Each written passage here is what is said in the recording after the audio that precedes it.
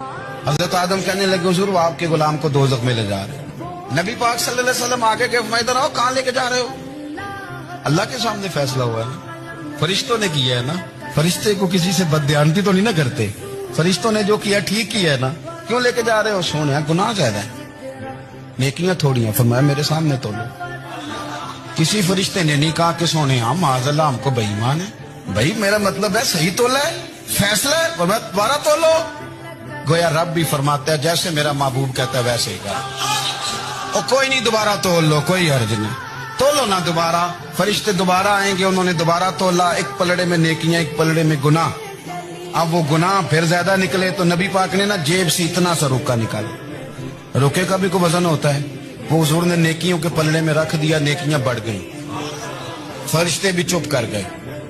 چلو بھائی جنت میں، سیدھا حضور کے قدموں سے جا لگا، کہنے لگا سونیا میں تو ساری زندگی گناہ کرتا رہا، یہ کون سی نیکی ہے؟ تو حضور فرمانے لگے چپ کر، جنت کا دروازہ کھول گیا، تو جا جنت میں۔ حضور رکے میں کیا ہے؟ فرمایا تو نے ایک دن درود و سلام نہیں پڑھا تھا، اور میں نے تیرا سنبھال کے رکھا ہوا تیرا درود شریف، وہ نعرے رسالت بھی تو نے لگائے تھے، اور تو کھول کے میرے تذکرے میں نے تیرا سنبھال لیا، دوزخ میں میں تو کیا میرا سایہ نہ جائے، کیونکہ رسول پاک سے دیکھا نہ جائے۔ حضرت عبداللہ بن مبارک رحمت اللہ تعالیٰ علیہ فرماتے ہیں لالچ کے رشتے ہیں دنیا کے، لالچ کے۔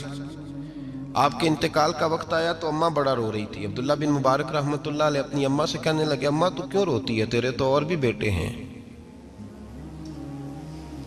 تو کو میرے بعد لوارث تو نہیں ہو جائے گی، آخری وقت ہے، نزع کا عالم، اماں تو کیوں روتی ہے، اور بھی بیٹے ہیں؟ تو اماں کہنے لگی بیٹا اور بھی بیٹے ہیں، پر جس طرح کا دھیان تو رکھتا تھا وہ نہیں رکھتے، جس طرح وقت پہ دوائی تو لا کے دیتا تھا وہ نہیں لا کے دیتے، جس طرح تو میرے کھانے پینے کا خیال رکھتا تھا وہ۔ کہنے لگے اچھا اماں اس کا مطلب ہے تو مجھے نہیں رو رہی، تو اپنی ضرورتوں کو رو رہی ہے کہ روٹی کون دے گا، کھانا کون لائے گا، دوائی، میں سمجھا تھا شاید مجھے رو رہی ہے۔ بیوی سے پوچھا تو کیوں رو رہی ہے؟ تو کہنے لگی تیری وجہ سے میری بادشاہی تھی، تو موجود ہے تو خاندان میں معاشرے میں میرا ایک وقار ہے، تیرے بعد تو بیوہ کی زندگی ہوگی۔ آپ فرمانے لگے اوہو میں سمجھا تھا شاید مجھے رو رہی ہے، تو اپنے وقار کو رو رہی ہے۔ بیٹوں اور بیٹیوں سے پوچھا تمہاری آنکھوں میں کیوں آنسو چھلکتے ہیں؟ کہنے لگے ابا جس پیار سے باپ شادی کرتا ہے دوسرا کوئی نہیں کر سکتا، اور جس محبت سے باپ لا کے کما کے دیتا ہے دوسرا کوئی نہیں دے سکتا۔ فرمانے لگے اوہو میں سمجھا تھا مجھے رو رہے ہو، تم تو شادیوں کو رو رہے ہو، میرے ساتھ تو تعلق ہی نہیں۔ پھر عبداللہ بن مبارک رونے لگے اور پھوٹ کے روئے۔ کسی نے کہا آپ کیوں روتے ہیں؟ فرمایا آج سمجھ آئی ہے، میرے ساتھ اگر بے لوث رشتہ ہے تو یا خدا کا ہے یا محمد مصطفیٰ کا ہے صلی اللہ علیہ وسلم، آج سمجھ آئی ہے۔ وہ میں نے جن کے ساتھ تعلق مضبوط کیا ہی نہیں، کبھی فجر چھوڑی، کبھی زور چھوڑی، کبھی یہ رہ گیا، کبھی وہ رہ گیا، کبھی داڑھی کا پروگرام بنا، کبھی رہ گیا، جن کے ساتھ میں کمزور تھا وہ میرے ساتھ مضبوط تھے، اور جن کے ساتھ میں مضبوط تھا ان کا میرے ساتھ کیا حال تھا۔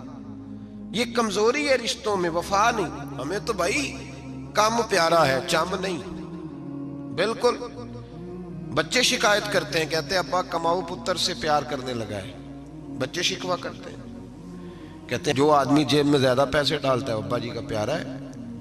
باپ شکوہ کرنے لگے ہیں، کہتے ہیں میں مالدار ہوتا تو میرے بچے بھی فرما بردار ہوتے۔ رشتوں کو روح کا رشتہ بنائیں، وفا کا رشتہ بنائیں، وفا کا۔ کتے کا ذکر قرآن پاک میں آیا ہے، اس لیے آیا ہے کہ اس نے اللہ کے ولیوں سے وفا کی تھی، اسی آیا ہے کہ اس نے اللہ کے ولیوں کے ساتھ وفاداری کی، وفاداری کی تو اللہ نے اس کا ذکر قرآن میں